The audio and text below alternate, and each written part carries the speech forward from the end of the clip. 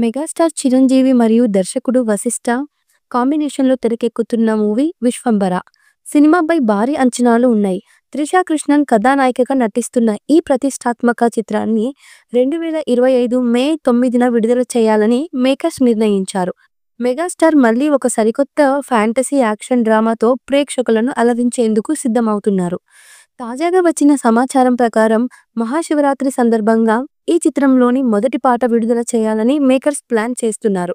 దీనికి సంబంధించిన అధికారిక ప్రకటన త్వరలో వెలువడే అవకాశం ఉంది. అభిమానులు ఈ అప్డేట్ కోసం ఆసక్తిగా ఎదురు చూస్తున్నారు.